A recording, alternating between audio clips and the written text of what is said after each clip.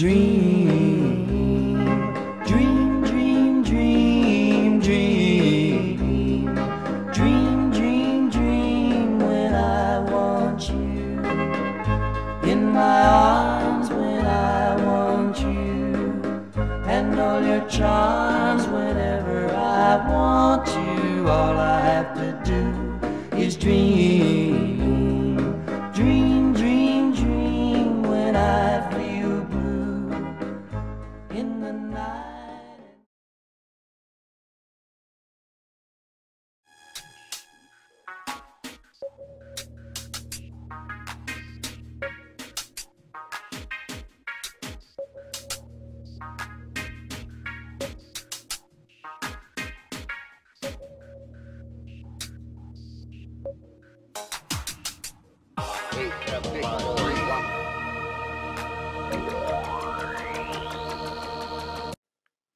All you guys out there that follow me at all from Sonic's Ring or just kicking about the forum will know that I am more than prone to a healthy dose of hyperbole, unfortunately. Um, but when the idea of a re-review of Dreamcast and its classic catalogue came around, I picked the game that I consider to be an absolute masterpiece of gaming, and that is Res. Masterpiece is a term that's used way too easily these days and bandied about. For me, a masterpiece has to meet one of two criteria. It either has to be the absolute best in its genre, it has to define the genre it's within modern warfare for first-person shooters, for example, or it has to do something completely new, which changes the way we look at gaming after it. And Res did that. Res was a defining title. It didn't do that much new actually when you think about it. It's realistically a mix between a classic rhythm game such as Amplitude and Frequency with a big dose of Space Harrier. It is fundamentally just a shooter, but it's the way it was packaged. It was the beautiful visuals, the way that you controlled the sound as you were shooting. The biggest and best thing I can say about Res is before Res, gaming was a challenge to me, and that's where I got my enjoyment from. Um, Res made me realise that games could be entertainment, and there's few more entertaining experiences in gaming than Res.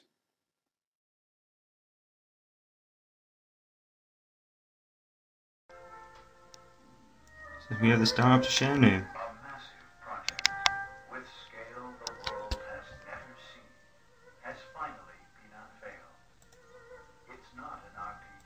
Yeah, okay, it's not the most current video in the world, and it is an RPG actually, Sega VoiceOver Man. This is an old trailer. I'm just showing kind of a lot of stuff still unexplained. There's the dogs where you work later on. I'll tell you quickly about Shenmue if you don't already know. It's a masterpiece of the highest caliber made by Sega. Quite a while back now on the Dreamcast console, of course. The console itself was supposedly it was a flop, but really I believe Sega just dropped the ball and completely gave up supporting it. Maybe they were losing too much money. I don't really care about the details. All I care about is that Shenmue is an absolute masterpiece. A game in which a boy witnesses his father being murdered by some sort of evil gangster at the start, a very powerful man seemingly, and you have very little information other than the details of the day it happened to go around asking people for any tidbit of information that will lead you to the killer. You have to go all over town, and the amount of detail, oh, would you look at that, pop up on the screen, that is really tasteless, isn't it? Get rid of that, and I'll get rid of that. Excellent. Continue. So yeah, you've got a little kitten you look after, of course. The local kids love you. That girl in the tartan skirt really fancies you. But Ryu doesn't seem to reciprocate terribly much. The game has this really deep fighting system and only about 20 fights in the whole game, which is, I think, a strength. Why pad out something when it's already good? You have so much to do. You can visit just about absolutely everybody. Every place, you can go into people's homes, look through their drawers. Sometimes you have to do these things because you're trying to find out information. You infiltrate gangs, you have rites of passage, you have initiations. The plot line doesn't really get going until the second game, which is more of the same. Essentially, you even have to take a job for a number of days to get more information. Driving a forklift is actually quite fun, although it's the closest thing to a lull the game probably has. To be honest, the fact that there's no Shenmue 3 is an insult to all of us. Sega hates us, it's clear. They made these amazing things back in the day, now they seem satisfied just to publish Mad World and whatnot. I don't know. I really miss Shenmue games. I'm going to have to play them again soon. I really, really miss playing them. And the third game, is something we all just expected to come along. Then Sega announced they were making a Shenmue movie and then Shenmue Online. Two horrible ideas, but if they were to release the story as a comic, or at least to finish it off, I would be happy with that. But yeah, I'll do one more piece of camera really quickly just to tell you. Sega need to re-release Shenmue on the 360, the PSN, or WiiWare or whatever. Just, you know, buff them up or whatever, just to get people remembering them. And then re-release the series in like 2-hour, 3-hour long episodic content to keep the story going with the cliffhangers and the supernatural elements that come into it and the awesome fighting.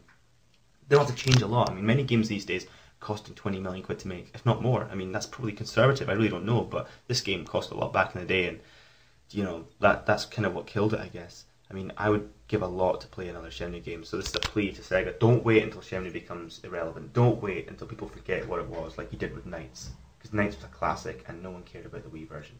Take note, Sega.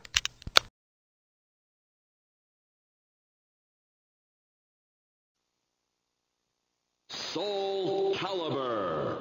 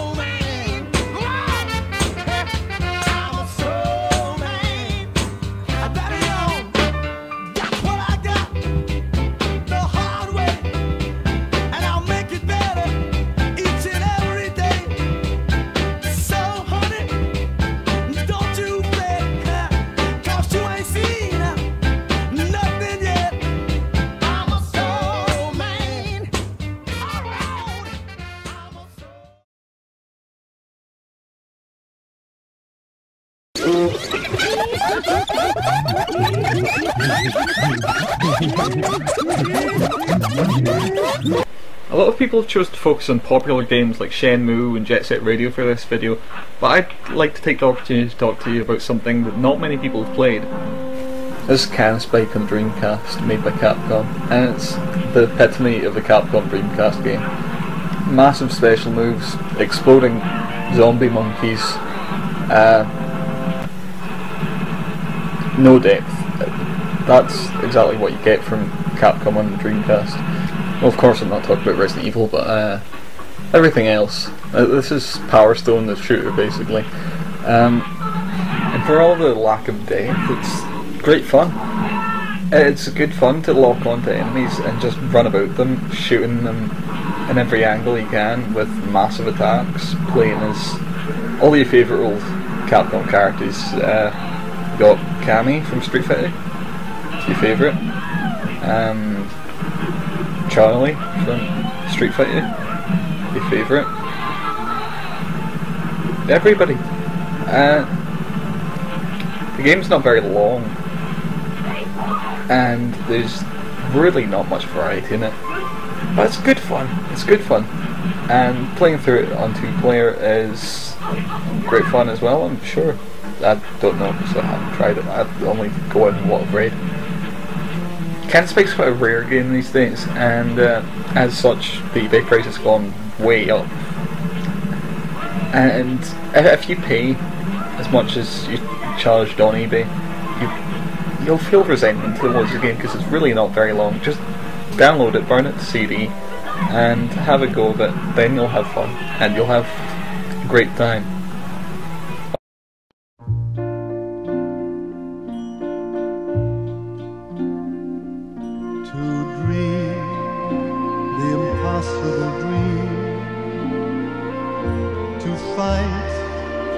The unbeatable foe,